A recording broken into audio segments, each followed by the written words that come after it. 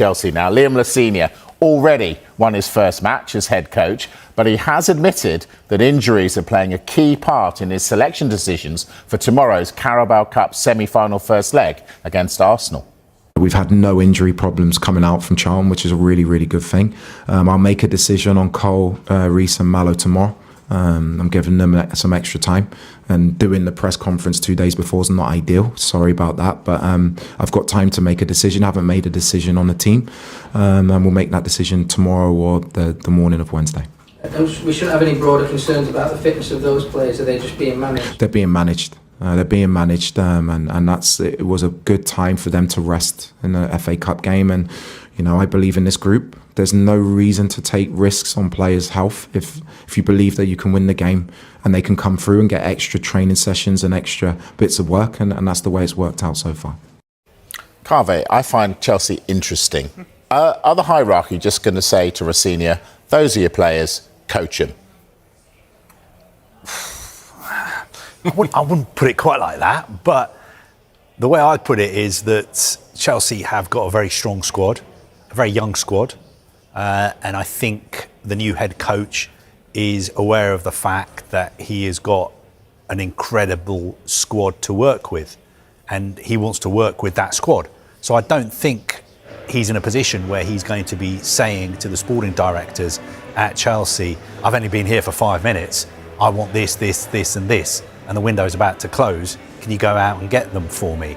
I don't think that's the way he's thinking at all, and I really don't think Chelsea have any plans to make any major signings this month. So we wanted to see what Rosenior could do with this team, right? And we were a little bit disappointed for the lineup because it was a B team / C team. But what we saw, certainly in possession with the structure, I think is probably something that we will see quite regularly or probably very often from a Chelsea team now under Rosenior. There's that back four that turned into a back three, Hato coming inside a lot, but more not just in an inverted fullback, but very much as an inside 10. Buonanotte on the other side, the width from the two winger, Garnacho, Gittens, plus obviously Andres Santos and Caicedo in front of that back three. I thought that was interesting in the way they occupy the pitch, in terms of the verticality that they tried to find at times, even against a low block. There was a lot of interesting things that you could see what he was trying to do. And again, he's been only with his team for 2-3 days, really. So we need a bit more time. But that was interesting. Then when the bigger boys came in, Enzo, Estevao, Neto, the lab, it got even easier for them against a Charlton team that had a lot of heart, but not really much talent on the pitch. So I think he'd be happy with his debut. The goal they conceded was probably avoidable, really. But I think he'd be happy with what his players tried to do with the ball and the structure, again, tactically, of what they showed. And then they scored 5. They could easily have scored 7 or 8. I just want to take you back to some of his comments that he said ahead of this game. And this is a storyline that pretty much Enzo Maresca, of course, followed in his final weeks at Chelsea, saying, I remember Sir Alex Ferguson was brave enough to put 6-7 players between the age of 19 and 21 in his team, in a title-winning team, because he believed in them. What they did is they grew and they won trophy after trophy after trophy. There is potential for that here. Speak about Caicedo, or Enzo Fernandez, or Cole Palmer, or Reece James, world-class players and still very, very young. That is the ultimate ambition for this club, to create that again. It's interesting when you take a look at the ages of these very, very young players. They aren't actually that young, and they certainly aren't inexperienced, Stevie. It seems a strange thing to say. We've missed Cucurella's 28. Yeah. Sanchez, the proper goalkeeper, 27. Yeah, I don't understand why he's bringing this up. I mean, there's actually very little that you can compare with this in the class of 92, because we didn't know anybody from the class of 92 when he put a red jersey on. Yes. We know all of these guys. I mean, Reece is a seasoned international. Caicedo, Enzo Fernandez got a World Cup winners medal. So this whole young nonsense, A, leave it, we've had enough of it, and B, why are you trying somehow to compare what you've got to the class of 92 and Alex Ferguson? You're just setting yourself up to fail. Because the only thing you know is as soon as it goes wrong, somebody's going to say about the class of 92. So you're bringing the pressure on yourself. Yeah, it seems to be you're putting expectations far too high, Jules. Yeah, I agree with everything Stevie said. We talked about it a bit in our pre-match build-up too. It's that unnecessary pressure that you put on yourself. Apart from the fact that there's just nothing comparable between the class of '92, probably the greatest ever generation from an academy, from the same club, coming through at the same time, that might never even ever be equal to what you have, to the ages that you mentioned, to the fact that you are not Sir Alex anyway to bring through, even if they were younger players, to bring through those young players, by the way.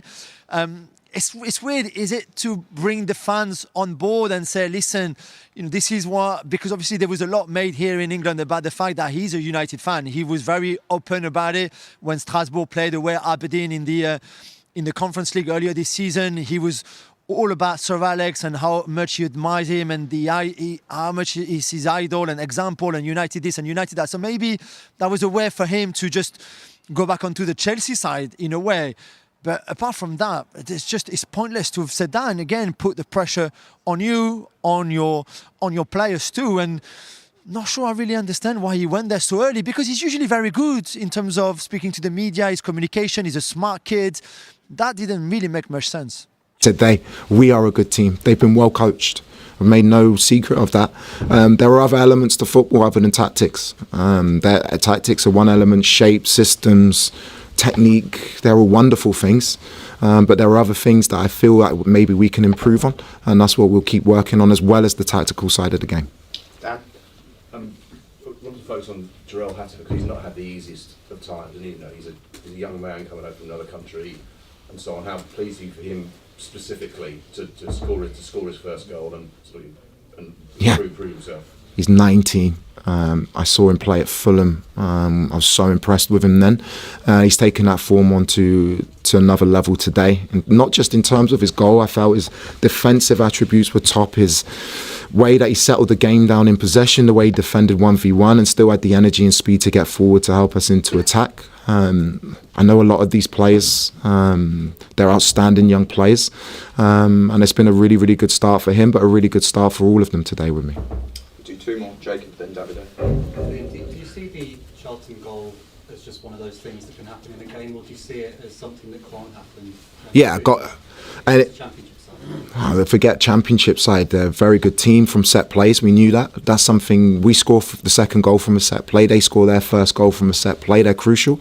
We need to improve in that aspect as well. Whether it's long throws, wide free kicks, corners going into our box, they are the basics that I talk about in football. So yeah, obviously disappointed to concede, but our reaction to conceding today was magnificent. We went up a gear, and that's really, really pleasing part of the game. Hi Liam, how close did you guys play to the idea of football you want this team to play? I'm one game in. Some of our passages of play were beautiful to watch. I think everybody can say that.